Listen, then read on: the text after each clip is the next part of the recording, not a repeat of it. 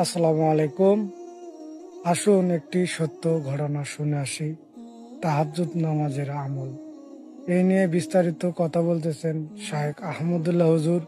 আসুন কথাগুলো সবাই মনোযোগ দিয়ে শুনে আসি। বাংলাদেশের প্রথম সারির একটা ব্যবসা প্রতিষ্ঠান, 1, 2, 3 পড়বে এরকম একটা ব্যবসা প্রতিষ্ঠান, একটা কর্পোরেট অফিসে আমার একটা কাজে একবার যেতে হয়েছে।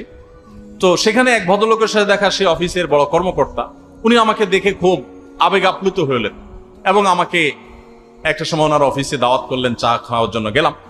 প্রসঙ্গত উনি বললেন যে, ভাই, আমার জীবনে আপনার একটা কথার প্রভাবে আমার পুরো জীবনটাকে পরিবর্তন করছে। আমার একটা আগ্রহ তৈরি হলো, কি এমন কথা যে একটা লোকের জীবনটাকে চেঞ্জ করে দিছে, বলেন ভাই।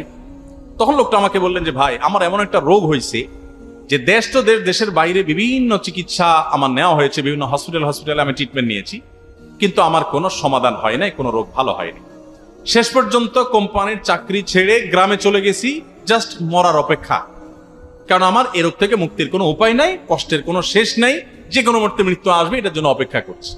তো এর মধ্যে আপনার এক আলোচনা থেকে তাহাজ্জুদের সময় অসাধ্য সাধন হয়, ভোর রাতের দোয়া অসম্ভব সম্ভব হয়, এটা জানার পর ওই দিন থেকে তাহাজ্জুদ পড়া শুরু করলাম। কয়েকদিন পড়ার পর একদিন তাহাজ্জুদে প্রচুর কান্নাকাটি করলাম, তাহাজ্জুদ পড়ে প্রচুর আল্লাহর কাছে চোখের পানি ফেললাম, সিজদা পড়ে থাকলাম।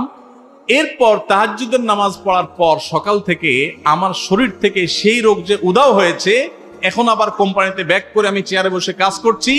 আমার রোগ হওয়ার আগে আমি যতটা সুস্থ ছিলাম, আল্লাহর কসম এখন আমি তার চাইতে অনেক গুণ বেশি সুস্থ। এখনো বেঁচে আছেন এই লোকটা, আমার সাথে যোগাযোগ হয়নি, আমি প্রায় যোগাযোগ হয় ভাইরা আমার। এই জন্য ডিপ্রেশন থেকে বাঁচার জন্য আল্লাহর কাছে চোখের পানি ফেলে দোয়া করে। মানুষের কাছে বললে পেরেশানি আরো বাড়ে, আবার না বললে আপনি হালকাও হবেন না।